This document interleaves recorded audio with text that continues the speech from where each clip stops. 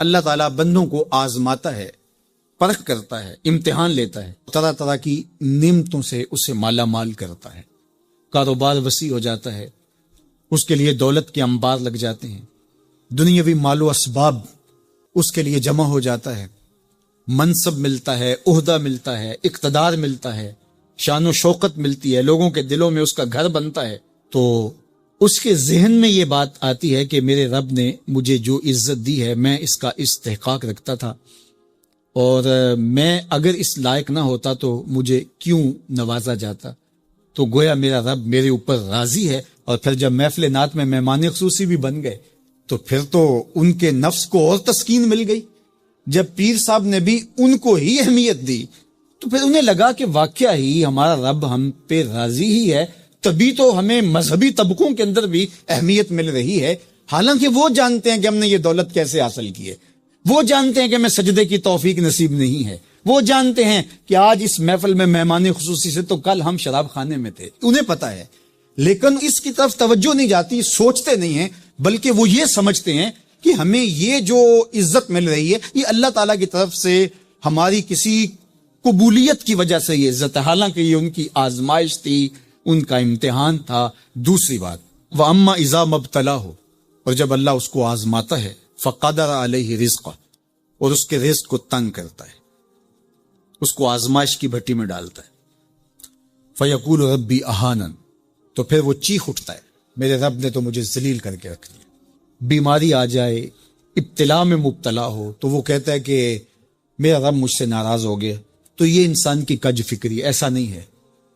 کسی شخص کو دولت کا دیا جانا یہ اللہ کی رضا کی دلیل نہیں ہے، اور کسی شخص کو غربت کے امتحان میں ڈالا جانا یہ اللہ کی ناراضگی کی دلیل نہیں ہے۔ حضرت امام رازی نے لکھا ہے کہ مکے سے لے کر طائف تک 70 ایسے نبیوں کی قبریں ہیں جن کی وفات صرف بھوک کی وجہ سے ہوئی، تکلیفوں میں، آزمائشوں میں، امتحانوں میں، ابتلاؤں میں اس کے بندے رہے ہیں۔ میرے اور آپ کے آقا و مولا حضور ختمی المرتبت کے گھر میں کبھی برابر چولہا نہیں جلتا تھا، کبھی کھانے کے لیے کچھ میسر نہیں ہوتا تھا، پانی پی کے اور کھجور کھا کے گزارا ہوتا تھا، تو یہ تو کوئی دلیل نہیں ہے۔ اللہ کی رضا کی دلیل کیا ہے؟ نیکی کی توفیق مل جانا۔ اور اللہ کی ناراضگی کی دلیل کیا ہے؟ کسی شخص کا گناہ پہ دلیر ہو جانا۔ کوئی بندہ گناہ پہ دلیر ہے اور معصیت، نافرمانیاں، اللہ کے حکموں کو توڑنا اس کا مزاج ہے، تو سمجھو اللہ اس سے ناراض ہے۔ اور اگر کسی کو اللہ نے سجدے کی توفیق دی ہے، کسی کو اللہ نے اپنے راستے میں خلوص کے ساتھ خرچ کرنے کی توفیقات عطا کی ہیں، حلال حرام کی تمیز اس کو عطا کر دی گئی ہے، تو پھر سمجھ لو کہ اللہ اس پہ راضی ہے۔ باقی رہی بات کہ کسی کو دولت کا زیادہ دیا جانا، کسی کو کم دیا جانا، تو یہ آزمائش ہے۔ اب جو اہل ایمان ہیں، اللہ کے بندے ہیں، وہ کیا کرتے ہیں؟ جب دولت زیادہ ملتی ہے، اقتدار ملتا ہے، منصب ملتا ہے، تو صرف اللہ کے شکر کے دائرے میں آ جاتے ہیں، اور جب مصیبت آتی ہے، تکلیف آتی ہے، اذیتوں میں مبتلا ہوتے ہیں، تو پھر وہ یہ نہیں کہتے کہ ہمارے رب نے ہمیں ذلیل کر دیا، بلکہ وہ اس پہ صبر کرتے ہیں اور اللہ کے حضور دعائیں کرتے ہیں، التجائیں کرتے ہیں کہ مالک تو نے جو جس آزمائش میں ڈالا ہمیں پورا اترنے کی توفیق نصیب فرما، ہماری اس فید پوشی کا بھرم نہ ٹوٹے، اور ہمیں اس مشکل وقت سے بچانا کہ جب ہماری یہ غربت ہمیں کفر تک لے جائے۔ اور جب ان کو دولت مندی دی جاتی ہے تو وہ ڈرتے ہیں کہ اللہ ایسا نہ ہو کہ یہ دولت ہمیں فرعون بنا دے، یہ دولت ہمیں نمرود بنا دے، ہمارے اندر بخل پیدا ہو، تکبر پیدا ہو، ہمارے اندر غرور پیدا ہو، تو وہ اس حالت کے اندر اللہ تعالیٰ کا شکر یا دوسری حالت میں اللہ کے حضور صبر کی توفیق مانگتے ہیں اور صبر کے ساتھ اپنی زندگی گزارتے ہیں۔ آقا کریم علیہ السلام نے ارشاد فرمایا کہ کون ہے جو مجھ سے یہ کلمات لے اور ان پر خود عمل کرے اور پھر آگے ان لوگوں تک پہنچائے جو ان چیزوں پر عمل کرے۔ تو بہت سارے لوگ جھولیاں پھیلا کے آگے بڑھ جاتے، لیکن علم کے لیے جو حرص حضرت ابو ہریرہ کے سینے میں تھی، اس وجہ سے انہوں نے پہل کی اور آگے بڑھ کے عرض کی حضور یہ خیرات میری جھولی میں ڈال دیجئے، میں خود بھی عمل کروں گا اور ایسے لوگوں تک پہنچاؤں گا بھی جو ان پر عمل پیرا ہوں۔ تو کہتے ہیں حضور نے میرا ہاتھ پکڑ لیا اور 5 چیزیں گنوائیں۔ پہلی بات میرے حضور نے ارشاد فرمائی، اتق المحارم تکن عابد الناس، اللہ کی حرام کردہ چیزوں سے بچ جاؤ تم لوگوں میں سب سے بڑے عبادت گزار بن جاؤ گے۔ نیکی کرنا بہت اہم ہے، لیکن یہاں جو تعلیم دی گئی وہ گناہ سے بچنے کی ہے۔ ایک شخص رات کو 100 نفل پڑھ لیتا ہے، لیکن صبح اٹھ کے کسی کا حق غصب کرتا ہے، کسی کو گالی دیتا ہے، جھوٹ بولتا ہے، کم تولتا ہے، کم ناپتا ہے، اللہ کے احکام کو توڑتا ہے، اور دوسرا شخص ساری رات عشاء کی نماز کے بعد سویا رہا اور دن کو فجر کے بعد اس نے جھوٹ نہیں بولا، کسی کو تنگ نہیں کیا، اللہ کی مخلوق کو ضرر نہیں پہنچایا، تو شریعت ایسے شخص کو پسند کرتی ہے جو اللہ کی حرام کردہ چیزوں سے بچ جائے۔ نیکی کی توفیق مل جائے، نفلی عبادات میسر آ جائیں تو بڑی بات ہے، لیکن اس سے بڑی بات یہ ہے کہ اللہ کی حرام کردہ چیزوں سے بچا جائے۔ دوسری بات ارشاد کی، وَرْضَ بِمَا قَسَمَ اللَّهُ لَكَ تَكُنْ أَغْنَى النَّاسِ، اللہ کی تقسیم پہ راضی ہو جا، لوگوں میں سب سے بڑا غنی تو ہوگا۔ دولت کی کثرت سے بندہ غنی نہیں بنتا، کتنے دولت مند ہیں، نفس کی کمینگی ہی ختم نہیں ہوتی۔ تو غنی اس وقت بندہ بنے گا جب اللہ کی تقسیم پہ راضی ہو گیا، اللہ نے جس حالت پہ رکھا اس حالت پہ خوش ہے کہ میرے مالک نے مجھے جو دے دیا یہ میرے لیے اس نے مناسب جانا، تو بس میں اس پہ راضی ہوں، میں اس پہ خوش ہوں۔ اور اگر انسان یہ نہیں چاہتا اور نہیں کرتا تو جہاں بھی ہوگا وہ مطمئن نہیں ہوگا۔ پھر ارشاد فرمایا، وَأَحْسِنْ إِلَىٰ جَارِكَ تَكُنْ مُؤْمِنًا، اپنے ہمسائے کے ساتھ سلوک اچھا کر تو کامل مومن ہو جائے گا۔ جو آپ کا ہم سایہ ہے تو آپ کا سایہ شفقت کا اس پر پڑنا چاہیے۔ آپ کا ہم سایہ آپ کی طرف سے سخت دھوپ میں اذیت گوارا نہ کرے، بلکہ آپ کے ہم سائے کے آپ ہم سائے ہی قرار پائیں۔ تو آپ کے ایمان کی کسوٹی یہ ہے، آپ کے مومن ہونے کا معیار یہ قرار دیا گیا کہ آپ اپنے ہمسایوں کے ساتھ کیسے ہو۔ چوتھی چیز، وَأَحِبَّ لِلنَّاسِ مَا تُحِبُّ لِنَفْسِكَ تَكُنْ مُسْلِمًا، اگر تم کامل مسلمان بننا چاہتے ہو تو جو اپنے لیے پسند کرتے ہو تمام مخلوق کے لیے وہ پسند کرو۔ اب کوئی شخص یہ مزاج اپنی طبع میں راسخ کر لے تو معاشرے کے اندر شر، فساد، بدامنی، کسی کے حقوق کو غصب کرنا، کسی سے زیادتی کرنا، کسی کا برا چاہنا، سب کچھ ختم ہو جائے گا، اور یہ معاشرہ جنت نظیر بن جائے گا کہ جو ہم اپنے لیے پسند کرتے ہیں وہ ہم اپنے دوست کے لیے، بھائی کے لیے، ہمسائے کے لیے، عزیز کے لیے، رشتہ دار کے لیے پسند کریں۔ اور پانچویں بات، وَلَا تُكْثِرِ الضِّحْكَ فَإِنَّ كَثْرَةَ الضِّحْكِ تُمِيتُ الْقَلْبَ، ابو ہریرہ زیادہ ہنسا نہ کرو، زیادہ ہنسنے سے دل مر جاتا ہے۔ مسکرانا تو سنت ہے، مسکرانا حضور کی عادت تھی، جس کی تسکین سے روتے ہوئے ہنس پڑیں، اس تبسم کی عادت پہ لاکھوں سلام۔ مسکرانے کے بعد اگلا مرحلہ دہک کا آتا ہے، لیکن دہک کبھی کبھی حضور سے صادر ہوا، اور کہا یہ حضور علیہ السلام سے صادر نہیں ہوا، تو کہے سے منع کر دیا گیا۔ دہک کبھی کبھی ہو اور تبسم آپ کی زندگی میں شامل ہو۔ اللہ اس حدیث پاک کا نور ہماری روحوں میں اتار دے اور ہمارے باطن میں چراغاں کرے۔ کرونا وائرس کی وجہ سے پورے ملک کے اندر لاک ڈاؤن ہے، تو اس موقع سے بھرپور فائدہ حاصل کر کے ہمیں ذکر و فکر کی طرف آنا چاہیے۔ قرآن مجید کی تلاوت، کثرت نوافل، قضا شدہ نمازوں کی ادائیگی اور دیگر امور خیر بجا لانے چاہیے۔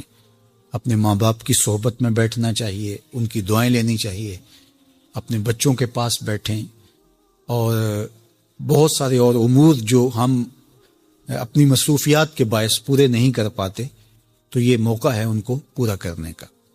لیکن اس موقع سے ناجائز فائدہ حاصل کرتے ہوئے بہت سارے لوگ اپنے مکانوں کی چھتوں پہ دھاتی تاروں کے ذریعے پتنگیں اڑانے کے شغل میں مصروف ہیں، تو اس شغل سے خدا را باز آئیے یہ موقع ایک دوسرے کی مدد کرنے کا ہے، نصرت اور اعانت کرنے کا ہے، نہ یہ کہ مکانوں کی چھتوں پہ کھڑے ہو کے آپ خونی کھیل کھیلیں اور دھاتی ڈور کے ذریعے سے لوگوں کے گلے کٹیں اور لوگوں کو نقصان ہو۔ تو اس سے خدا را ہمیں خود بھی باز آنا چاہیے اور اپنے بچوں کو بھی اس سے روکنا چاہیے، ان کی حوصلہ شکنی کرنی چاہیے۔ ویسے بھی علماء نے کہا کہ یہ جو پتنگ کٹتی ہے تو بچے اس کو لوٹنے کے لیے دوڑتے ہیں اس کے پیچھے۔ تو عمومی طور پہ ہمارے ہاں یہ کہا بھی جاتا ہے کہ میں پتنگیں لوٹ رہا ہوں یا لوٹ کے لایا ہوں، تو شرعاً وہ اس کی ملک نہیں تھی تو وہ کیسے اس کو اپنے پاس رکھ سکتا ہے؟ تو یہ ایسا گناہ ہے جس کو گناہ نہیں سمجھا جاتا، اور بچپن میں معصوم ذہن پر لوٹ مار کا تصور اس سے ابھرتا ہے، اور آج وہ پتنگ لوٹ کے لایا ہے تو کل بڑا ہو کے بڑا لٹیرا بنے گا۔ تو یہ ماں باپ کو سوچنا چاہیے کہ پتنگ لوٹنے کا عمل لوٹنے کی ایک مشق ہے، اور بچہ اس کو کوئی برائی نہیں سمجھ رہا اور اس کو گناہ نہیں سمجھ رہا، حالانکہ یہ مال لکھتا ہے۔ اور اگر کسی نے پتنگ لوٹ لی یا ڈور لوٹ لی تو ہمارے فقہاء نے لکھا ہے کہ 6 ماہ تک اس کا اعلان کرے، مالک کے نہ ملنے کی صورت کے اندر اس کو صدقہ کرے، وہ خود پھر بھی نہیں رکھ سکتا ہے چونکہ یہ مال لکھتا کے حکم کے اندر ہے۔ تو عمومی طور پہ ہم بچے کو بھی شاباش دیتے ہیں، اس کو بڑا دلیر قرار دیتے ہیں کہ اس نے اتنی پتنگیں لوٹی، آج اس کا یہ کمال ہے۔ تو میاں یہ بچوں کے نفسیات کے اندر لوٹ مار کے تصور کو راسخ کرنے کا ایک ذریعہ ہے پتنگ۔ اس نقطہ نظر کی طرف شاید کبھی کسی کی توجہ نہ گئی ہو، تو اس پہ بھی غور کرنے کی ضرورت ہے۔ میں تو یہ بات کہا کرتا ہوں کہ چلتی ہوئی ٹرالی سے یا ٹرک سے جو بچہ گنا لوٹتا ہے تو اس کو بچے کی بہادری اور فنکاری سمجھا جاتا ہے، لیکن آج جس نے گنا لوٹا ہے تو کل وہ ملک لوٹنے لگے گا، کل وہ اور کچھ بھی لوٹے گا۔ تو یہ چونکہ جب برائیاں شروع ہوتی ہیں تو بڑے پیمانے سے شروع نہیں ہوتی، چھوٹے پیمانے سے شروع ہوتی ہیں۔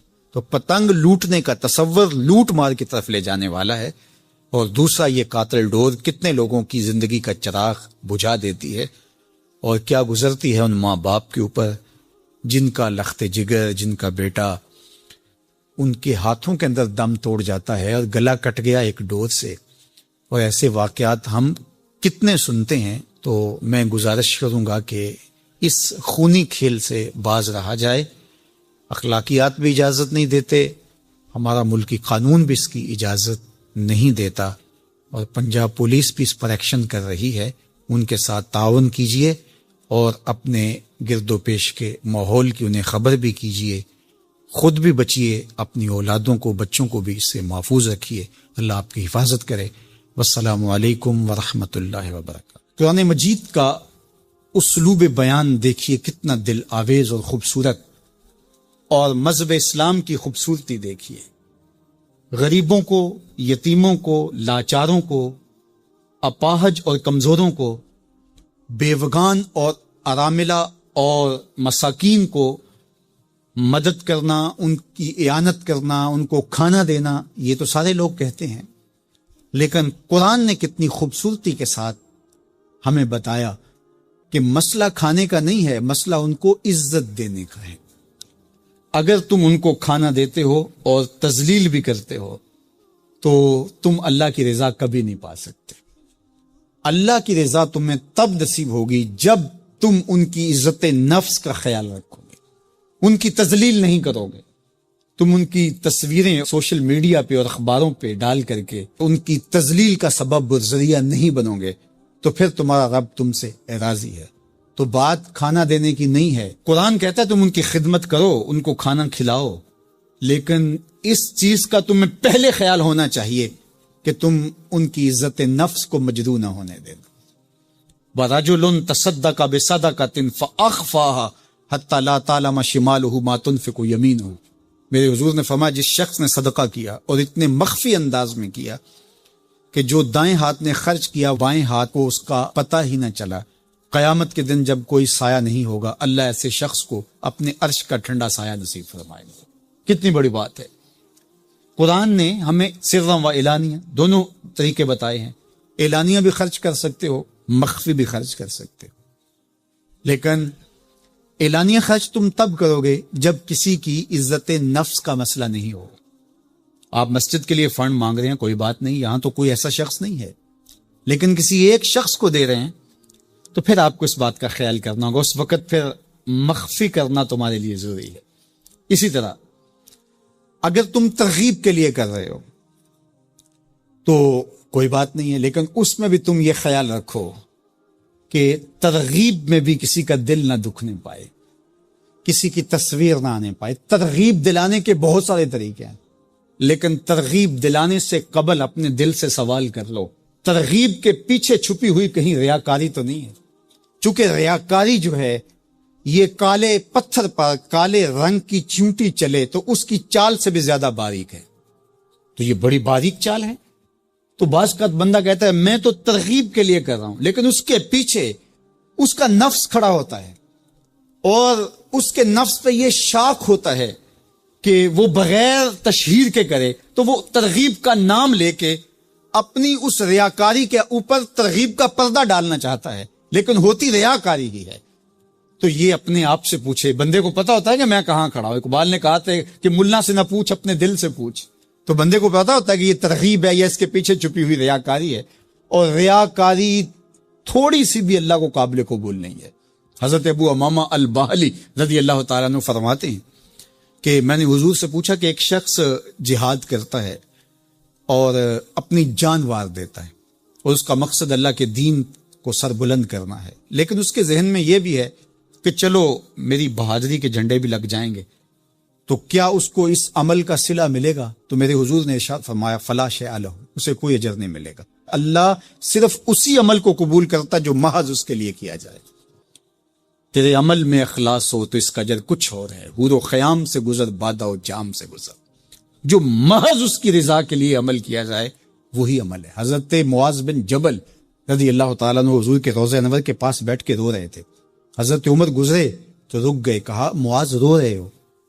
کہا کہ صاحب مزار کا ایک فرمان یاد آیا جس نے مجھے رلا دیا.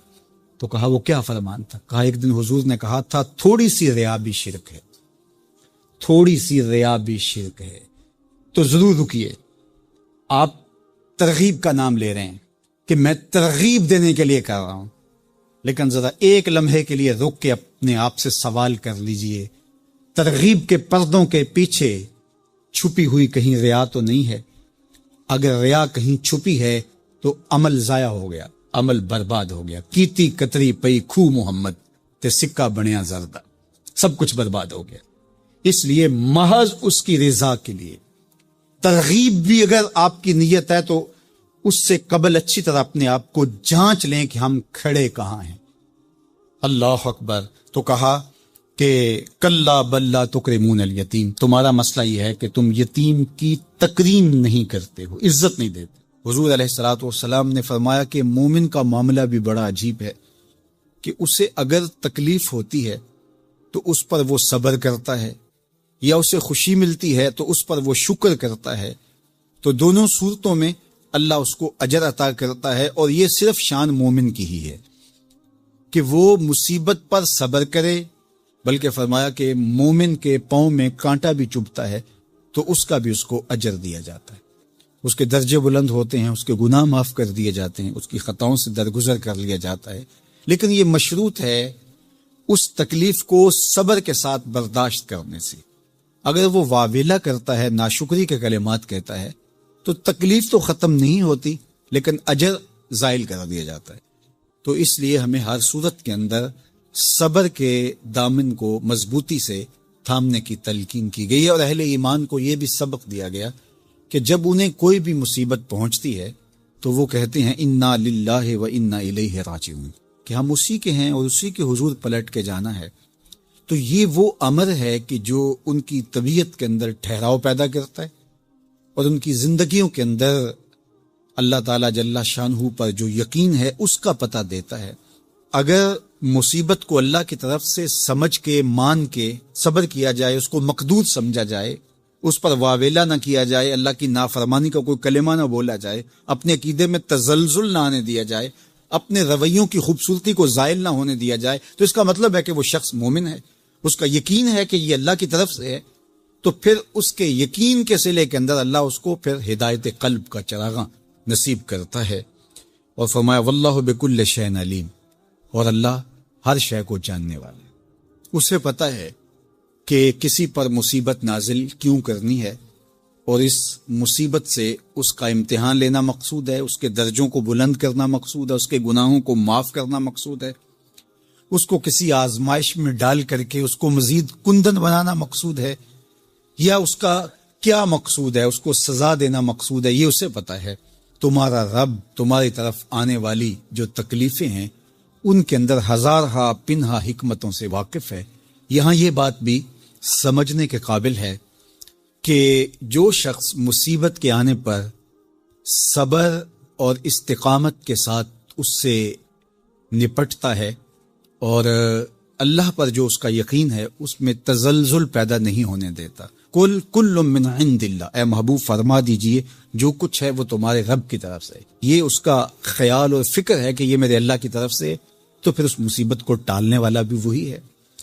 تو اگر یہ اس کا عقیدہ پختہ تھا تو پھر وہ مالک کی دہلیز چھوڑ کے، مالک کی چوکھٹ چھوڑ کے کسی اور دہلیز پہ نہیں جائے گا، کسی اور چوکھٹ پہ نہیں جائے گا، وہ اس مصیبت کو دور کرنے والا مؤثر حقیقی اللہ کو ہی جانتا ہوگا اور اسی کے حضور دعائیں کرے گا، التجائیں کرے گا، کسی شرک کا ارتکاب نہیں کر سکتا ہے اور وہ مالک کی دہلیز سے کبھی روح گردانی نہیں کر سکتا، بلکہ اس تکلیف کے آنے سے وہ اپنے رب کے ساتھ اور زیادہ جڑ جائے گا، اور اگر وہ صبر کرے تو یہ اس کا ایک مرتبہ ہے کہ وہ حوصلے کے ساتھ اس تکلیف کو برداشت کرے، اور دوسرا مرتبہ جو اس سے بڑھ کر ہے کہ اس پہ اللہ کی رضا کے سانچے میں اپنے آپ کو ڈھال لے کہ جے سونا میرے دکھ وچ راضی، میں سکھ نو چلے ڈاواں۔ اگر وہ اس بات پہ راضی ہے تو کوئی بات نہیں ہے، میں اس پہ راضی ہوں کہ میرے رب کی یہ رضا ہے۔ تو یہ دونوں چیزوں کا مل جانا یا دونوں میں سے کسی ایک کا مل جانا، یہ اللہ کی طرف سے اس کو دیا گیا انعام ہے جو اس مشکل حالات میں اس کو حاصل ہوتا ہے۔ اب وہ کس کیفیت میں ہے اللہ تعالیٰ اس کو خوب جانتا ہے کہ وہ اس پہ صبر کر رہا ہے یا اس کا اندر ڈول رہا ہے، اس کا عقیدہ کمزور تھا اور وہ کمزوری کے باعث جو ہے وہ تزلزل کا، تذبذب کا شکار ہو گئے، تو یہ تمہارا رب خوب جانتا ہے۔ تو تمہارے سینے کے اندر چھپی ہوئی کیفیت تمہارے جاتا ہے، سوال کا دروازہ کھول لیتا ہے، اللہ اس کے لیے محتاجی کا دروازہ کھول لیتا ہے۔ حالات سخت بھی ہوں، اگر قابل برداشت ہوں تو ان کو برداشت کرنا چاہیے تاکہ سوال کی عادت نہ پڑے۔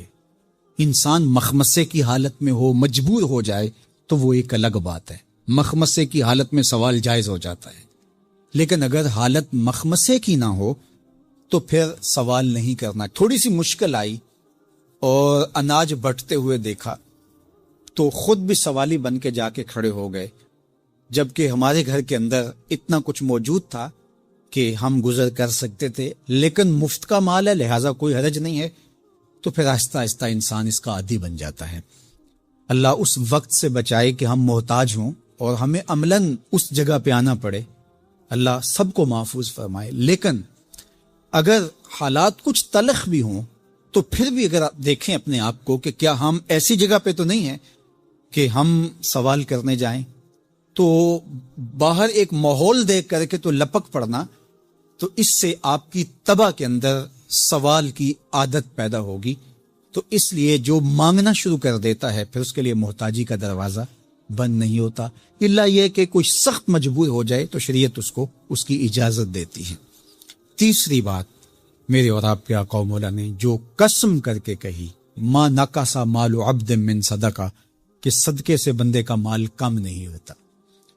آپ کا اکاؤنٹنٹ کہتا ہے کہ اگر اتنے پیسے اتنوں سے نکال دیے گئے تو باقی اتنے بچیں گے، کیلکولیٹر کا حساب بھی یہی ہے، لیکن میرے محبوب فرماتے ہیں کہ میں ضمانت دیتا ہوں کہ صدقے سے مال کم نہیں ہوتا، تو اس لیے تم راہ خدا میں خرچ کرو گے تو میرا رب کہہ رہا ہے خیر لانفسکم، یہ تمہارے لیے بہتر ہے، تمہیں لگتا ہے کہ اتنے کم ہو جائیں گے لیکن ایسا نہیں ہے، تمہارا مال صدقے سے گھٹتا نہیں ہے، صدقے سے تمہارا مال بڑھتا ہے۔ اور اللہ تعالیٰ جل شانہ 1 کا 10 گنا عطا کرتا ہے، 70 گنا عطا کرتا ہے، 700 گنا عطا کرتا ہے، فرمایا اللہ چاہے تو اس سے بھی زیادہ عطا کرتے۔ اور پھر فرمایا ان تقرض اللہ قرضا حسنا یضاعفہ لکم، اگر تم اللہ کی راہ میں قرض حسنا دو تو وہ دگنا کر کے دے گا۔ اچھا، یہ کیسا اللہ کا انداز بیاں ہے کہ خود مال دے کے خود کہہ رہا ہے مجھے قرضہ دو، اور پھر خود کہتا ہے میں دگنا دوں گا۔ دیا ہوا کس نے ہے؟ اسی نے، اور کہتا ہے کہ جو میں نے تمہیں دیا ہے اس سے مجھے دو، اور میں پھر اس کو اپنے دیے ہوئے مال سے دیے گئے مال کو دگنا کر کے تمہیں لوٹاؤں گا۔ اللہ اکبر۔ اور پھر فرمایا وَيَغْفِرْ لَكُمْ، اور تمہیں بخش بھی دوں گا۔ واللہ شکور حلیم، وہ شکر گزار بھی ہے اور حلم والا بھی ہے۔ اللہ اکبر، وہ بردبار بھی ہے، وہ تمہارا شکر گزار بھی ہوگا، تمہیں دگنا کر کے بھی دے گا، تمہاری مغفرت بھی کر دے گا، اور تمہارے مال میں کمی بھی نہیں آنے دے گا، اور یہ بہتر بھی تمہارے لیے ہوگا۔ یہ تمہاری آزمائش تھی، تمہارا مال تمہیں دے کر تم سے مانگا، اور جس کے لیے مانگا اس کو اللہ ڈائریکٹ بھی تو دے سکتا تھا، لیکن کہا کہ اس کی آزمائش ہے کہ اس کو غربت کی بھٹی میں ڈالا گیا۔ تمہاری آزمائش یہ ہے، تمہیں فراوانی دی گئی۔